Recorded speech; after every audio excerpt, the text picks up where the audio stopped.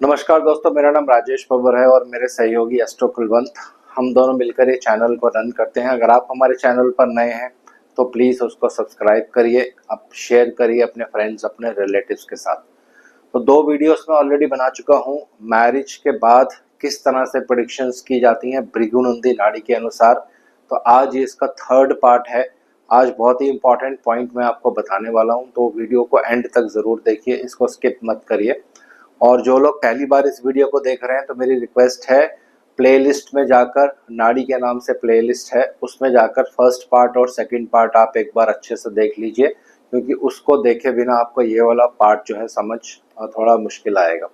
तो वीडियो आरंभ करते हैं। भगवान गणेश जी और भगवान शनिदेव से आराधना करूंगा सबके घर में सुख और शांति बनाए रखें। तो आइए वीडियो आरंभ करते हैं। ज़्यादा तो बोर्ड पे आप एक कुंडली देख रहे हैं, ब्लैंक कुंडली है। तो एक छोटा सा जल्दी से रिव्यू कर लेता हूं मैं, भृगुनंदी नाड़ी किस तरह से काम करती है। ये 2nd पार्ट में मैंने आपको बताया था कि वहाँ पे त्रिकोण जो होते हैं, कोई भी त्रिकोण आप ले सकते हैं, उनका बहुत ज़्यादा महत्व होता है, जैसे 1, 5, 9। और उसके अकॉर्डिंगली मैंने आपको ग्रह बताए थे कि अगर लड़की की कुंडली है तो मंगल को देखना है, लड़के की कुंडली है तो वीनस को देखना है। तो जल्दी से इसको थोड़ा सा रिव्यू कर लेता हूँ।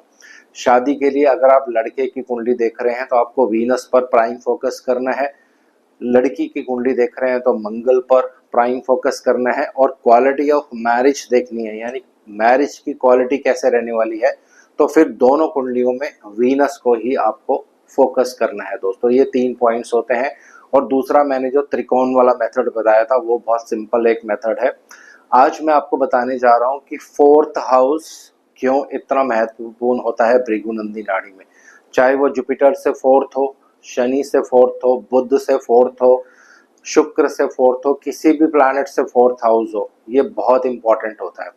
तो थोड़ा सा इसको पहले समझ लेते हैं कि क्यों 4th हाउस को इतनी इंपॉर्टेंस दी जाती है भृगुनंदी नाड़ी में। और अगर आपकी कुंडली में ये कॉम्बिनेशंस हैं और उस पर कोई पॉजिटिव इम्पैक्ट नहीं है तो फिर आपको थोड़ा सा उपाय करने पड़ेंगे विवाह से पहले, नहीं तो फिर विवाह के बाद आप ऑटोमेटिकली देखेंगे आपको प्रॉब्लम्स का सामना करना पड़ेगा। तो मैं कोशिश करूंगा, अगर समय मिलेगा तो एक वीडियो अगर तो मैं कुछ 1-2 चार्ट्स का, तो एक चार्ट का मैं एग्जांपल भी यहाँ पे आपको शो करूंगा कि किस तरह से मैरिड लाइफ में जो है प्रॉब्लम आनी शुरू हो जाती है। तो आइए स्टार्ट करते हैं। 4th हाउस ये कुंडली का चौथा भाव होता है। 4th हाउस को सुख भाव कहते हैं दोस्तों। यहाँ से आप सुख देखते हैं कि इस पर्सन को कितना सुख मिलेगा, इस सुख के जो स्वामी है वो कहाँ गए हैं कुंडली में, कितना उनमें अफ्लिक्शन है, किसके साथ उन्होंने युति कर ली है। तो ये सारी चीजें 4th हाउस से देखी जाती हैं। 4th हाउस आपके फ्रेंड्स का भी होता है। अगर आप बृहद पराशर होरा शास्त्र पढ़ेंगे तो उसमें 4th हाउस बंधु यानी फ्रेंड्स का भी होता है। इसी तरह से भृगुनंदी नाड़ी में भी 4th हाउस फ्रेंड्स और मैरिज को इंडिकेट करता है दोस्तों। 4th हाउस मैरिज का बहुत प्राइम हाउस होता है भृगुनंदी नाड़ी में। तो अब यहाँ पे रूल क्या लगेगा वो समझ लेते हैं। तो अगर 4th हाउस अफ्लेक्टेड होगा कुंडली में तो आपके मैरिड लाइफ में प्रॉब्लम होगा, लेकिन 4th हाउस कौन सा लेना है यहाँ पे ये समझना थोड़ा सा जरूरी है। लगन से 4th हाउस हमें नहीं लेना है।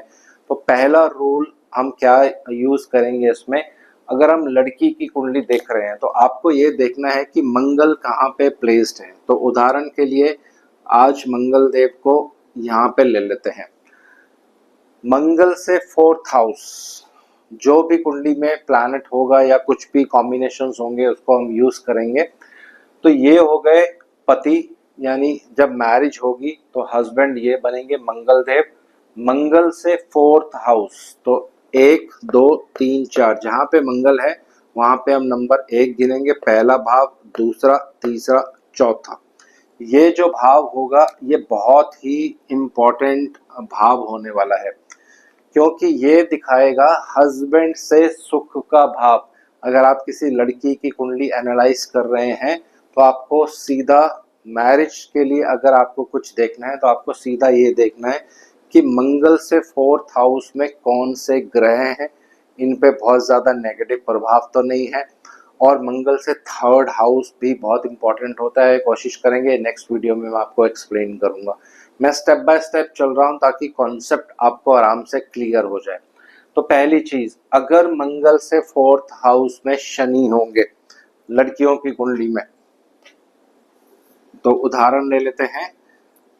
अगर लड़कियों की कुंडली में मंगल से 4th हाउस में शनि होंगे यानी सैटर्न, तो आप सीधा यहाँ पे एक सिंपल टेक्निक लगा सकते हैं। ये हस्बैंड का सुख भाव, वहां पे शनि की प्रेजेंस हस्बैंड और वाइफ में डिस्प्यूट क्रिएट करेगा, व्यूज मिलने में प्रॉब्लम करेगा, आपस में किसी न किसी तरह से प्रॉब्लम जो है वो चलती रहेगी। शनि देव को कर्म कारक भी कहते हैं, लेकिन कहीं ना कहीं ये प्रॉब्लम के भी प्लैनेट माने जाते हैं दोस्तों। तो पहला रूल आपको ये समझ आ गया, अगर मंगल से 4th में शनि है तो हस्बैंड से सुख में 100% कुछ ना कुछ प्रॉब्लम्स या किसी तरह की दिक्कत जरूर होगी, डिपेंडिंग अपॉन अदर फैक्टर्स। अगर बृहस्पति का शुभ प्रभाव शनिदेव पर पड़ेगा तो यहाँ से फिर थोड़ा सा रिलीफ मिलता है, लेकिन अगर कोई भी शुभ प्रभाव नहीं होगा तो ये कॉम्बिनेशन पूर्ण रूप से काम करता है। मंगल से 4था भाव अगर यहाँ शनि होंगे तो आपकी मैरिड लाइफ में प्रॉब्लम्स आने का बहुत ज़्यादा डर रहता है दोस्तों। मोस्टली बहुत सी कुंडलियां मैंने देखी हैं, प्रॉब्लम रहता ही है। तो ये एक मेजर प्लैनेट हो गए, शनि को कर्म कारक भी कहते हैं। अब दूसरा इंपॉर्टेंट कॉम्बिनेशन है, अगर मंगल से 4th में केतु हो, मंगल से 4th में केतु होगा और राहु जो है वो यहाँ आ जाएंगे, तो आप देखेंगे हस्बैंड से सुख के भाव में केतु आ गए हैं। अब देखिए दोनों में यहाँ पे फर्क होने वाला है। मंगल से 4th में कौन से प्लैनेट है उस पर थोड़ा सा आपको आराम से फोकस करना है। केतु मतलब सेपरेशन, किसी चीज का अंत करना, किसी चीज को मटेरियलिस्टिक वर्ल्ड से दूर लेके जाना। तो पहली चीज, अगर मंगल से 4th में केतु होगा तो हस्बैंड से सुख मिलना बहुत डिफिकल्ट है, हस्बैंड से खुशियों में सेपरेशन बिल्कुल क्लियर दिखती है। और बहुत सी कुंडलियों पे आप ये देखेंगे जिन लड़कियों के मंगल से 4th में केतु रहते हैं और कोई शुभ प्रभाव नहीं होता है, तो ज़्यादातर ये मैरिजेस एंड हो जाती हैं, प्रॉब्लमेटिक सिचुएशन में ही रहती हैं दोस्तों। इसी तरह से मंगल से 4th में राहु भी आप ले सकते हैं। तो राहु क्या करते हैं, डाइवोर्स या इस तरह की स्थिति पैदा नहीं करते हैं, ये सिर्फ कंफ्यूजन क्रिएट करेंगे रिलेशनशिप में।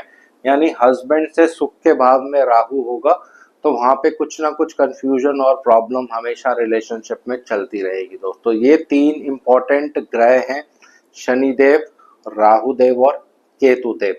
अगर इनमें से भी कोई ग्रह वहां पे रहता है तो उस ग्रह के कारकत्वों के अनुसार फलित में फिर थोड़ी सी चेंजिंग आएगी। खासकर केतु देव ये बहुत ही एक बेनिफिक प्लैनेट माने जाते हैं नाड़ी में। अगर ये इस तरह का रोल प्ले करते हैं तो फिर बहुत ज़्यादा प्रॉब्लम मैरिड लाइफ में देखा जाता है दोस्तों। ये एक रूल हो गया, ऐसे बहुत सारे अभी रूल्स हैं जो आने वाले टाइम में आपके साथ मैं शेयर करने वाला हूँ। तो अब बात करते हैं लड़कों की कुंडली में। तो एक कॉम्बिनेशन और है, इसको भी थोड़ा सा ले लेते हैं क्योंकि ये भी बहुत ज़रूरी है। अगर लड़कियों की कुंडली में मंगल से 4th में चंद्र है, मंगल से 4th में अगर चंद्रदेव होंगे और इन पे कोई शुभ प्रभाव नहीं होगा, बहुत मेलेफिक प्रभाव होगा, तो ये हस्बैंड हो गए और ये हस्बैंड से सुख का भाव हो गया। और हस्बैंड से सुख के भाव में चंद्रमा का बैठना ये शो करता है कि वाइफ और हस्बैंड के सुख में मदर इन लॉ या कोई फीमेल आके प्रॉब्लम क्रिएट कर देती है दोस्तों, क्योंकि मून जो है ये मदर इन लॉ है। यानी जब लड़की की शादी होगी तो मून उसकी सासू माँ बन जाएंगी, यानी मदर इन लॉ कहलाएंगी। तो ये प्रॉब्लम यहाँ से भी आप देखेंगे क्लियर आपको दिखेगी। हस्बैंड से सुख का भाव जो होता है वहाँ पे चंद्रमा बैठा है, तो ये हस्बैंड वाइफ को आपस में अच्छे रिलेशंस नहीं रखने देंगे या कुछ ना कुछ प्रॉब्लम मदर इन लॉ जरूर करेंगी ही करेंगी दोस्तों। अगर इन पे बेनिफिक प्रभाव होगा तो फिर प्रेडिक्शंस फलित जो है वो बिल्कुल चेंज होंगे। तो वो डिपेंड करता है, कोई भी कुंडली आप देखेंगे तो आपको बिल्कुल क्लियर पता चल जाएगा। तो ये 3rd पार्ट है अभी, लेकिन ऐसे और बहुत से कॉम्बिनेशंस है जो हमें यूज करने पड़ते हैं मैरिज की प्रॉब्लम्स के लिए, मैरिज एक हैप्पी मैरिज रहेगी या नहीं रहेगी। अब हम बात करते हैं स्ट्रेट लड़के की कुंडली में। लड़के की कुंडली में अगर शुक्र मान लीजिए यहाँ पे है, तो सेम रूल जो लड़की के लिए हमने लगाया था वो अब लड़के के लिए भी सेम रूल लगेगा। तो वीनस यानी पत्नी, वाइफ आ गई है लाइफ में, तो पत्नी से सुख मिलेगा कि नहीं मिलेगा ये कैसे देखेंगे कुंडली में। सिंपल टेक्निक है भृगुनंदी नाड़ी की। वीनस से 4th हाउस, क्योंकि 4th हाउस सुख का भाव होता है, तो ये बन जाता है वीनस से 4th हाउस। अगर यहाँ पे केतु होंगे और इन पे किसी तरह से कोई शुभ प्रभाव नहीं होगा और इन दोनों के बीच में अगर कोई शुभ प्लैनेट या शुभ प्लैनेट की दृष्टि नहीं होगी, तो मैरिड लाइफ अत्यंत खराब रहने वाली है दोस्तों। बहुत सी कुंडलियां में देखेंगे आप वीनस से 4th में केतु, वीनस से 4th में केतु मोस्टली डाइवोर्स की तरफ ही ये मैरिजेस जो हैं जाती हैं। अगर कोई शुभ प्रभाव नहीं है, शुभ प्रभाव मतलब बृहस्पति का प्रभाव केतु पर नहीं है, लेकिन अगर बृहस्पति स्ट्रांग होंगे तभी वो केतु देव को कंट्रोल कर पाएंगे। तो ये पहला रूल हो गया। दूसरा, अगर शुक्र से 4th में राहु देव हों, तो ये जैसे मैंने आपको पहले बता दिया, ये कंफ्यूजन क्रिएट करेगा। मैरिज तो आराम से चलेगी, नेम के लिए मैरिज चलती रहेगी, लेकिन उसमें कंफ्यूजन बनी रहेगी। किसी तरह से चीटिंग के भी कॉम्बिनेशन बन जाएंगे। राहु को चीटर प्लैनेट कहते हैं दोस्तों, तो ये प्रॉब्लम भी जरूर आएगी। जब शुक्र से 4th में राहु होगा तो पत्नी से सुख मिलने वाला नहीं है आपको, बहुत इसमें डिफिकल्टी होगी।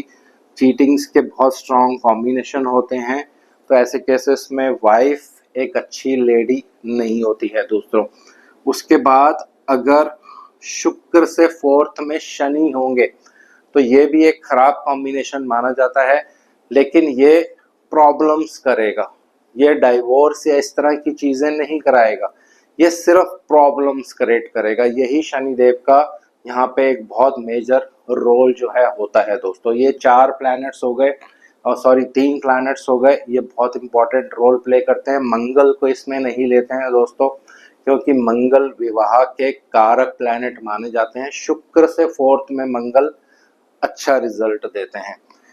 वो भी आने वाली वीडियोस में मैं आपको बताऊंगा कैसे आप कुंडली देख के बता सकते हैं कि हस्बैंड और वाइफ के बीच में क्या प्रॉब्लम होगा। अब लास्ट प्लैनेट जो बचता है वो है चंद्रदेव। अगर शुक्र से 4th में चंद्र होंगे, लड़कियों की कुंडली में नहीं, लड़कों की कुंडली में, क्योंकि हम यहाँ पे मेल चार्ट देख रहे हैं, तो सेम रूल जो लड़कियों की कुंडली में लगा था अब लड़के की कुंडली में यही लगेगा। यानी वाइफ से सुख के बीच में चंद्रमा आ रहे हैं, तो पत्नी से सुख नहीं मिल पाएगा चंद्रदेव की वजह से। तो हो सकता है लड़के की जो मदर इन लॉ होंगी वो प्रॉब्लम क्रिएट करेंगी, या किसी तरह से कोई और फीमेल जो लड़के के घर में रहती होंगी वो हस्बैंड और वाइफ के बीच में प्रॉब्लम क्रिएट करेंगी। तो ये सिंपल, अब एक सिंपल रूल हो गया, ये आपको याद कर लेना है। अब इन सब में एक ओवर द अबव एक रूल है, वो आपको याद करना है। वो है, अगर मंगल से 4th में बुध देव होंगे, ये मैंने वहां पे नहीं लिया था, थोड़ा मेरे माइंड से स्किप हो गया था, ये बहुत इंपॉर्टेंट है। अगर मंगल से 4th में बुध होंगे तो आप बिल्कुल मान के चलिए, अगर इस बुध देव पर कोई शुभ प्रभाव नहीं होगा तो मैरिड लाइफ बहुत डिस्टर्ब रहने वाली है दोस्तों। मंगल और बुध बहुत महाशत्रु होते हैं, खासकर ये लड़कियों की कुंडली में रूल एप्लीकेबल होगा, क्योंकि लड़कों की कुंडली में शुक्र से 4th में बुध नहीं आ सकते हैं, ज्यादा से ज्यादा एक हाउस आगे पीछे होंगे। तो अगर लड़कियों की कुंडली में ये कॉम्बिनेशन है तो एक प्रॉब्लमेटिक मैरिड लाइफ बिल्कुल आपके भाग्य में लिखी हुई है। अगर शुभ प्रभाव होगा तो इंटेंसिटी ब्रेक हो जाएगी, लेकिन शुभ प्रभाव नहीं होगा तो फिर प्रॉब्लम होगा ही होगा दोस्तों। तो यहाँ तक आई थिंक क्लियर है। 4th हाउस हमने यहाँ पे कवर कर लिया है। तो ये एक एग्जाम्पल चार्ट है, पूरे प्लैनेट्स मैंने यहाँ पे नहीं लिखे हैं किसी कारणवश, क्योंकि किसी फीमेल का ये चार्ट है। और यहाँ से मैं आपको बताऊंगा कि कैसे, देखिए मैरिड लाइफ में मदर इन लॉ बहुत प्रॉब्लम क्रिएट कर रही हैं और अल्टीमेटली शादी होने के कुछ टाइम के बाद ही लड़की जो है अपने घर वापस चली जाती है और मैरिड लाइफ में बहुत ज़्यादा प्रॉब्लम है। अब इनका डाइवोर्स केस लगभग फाइनल स्टेजेस पे है।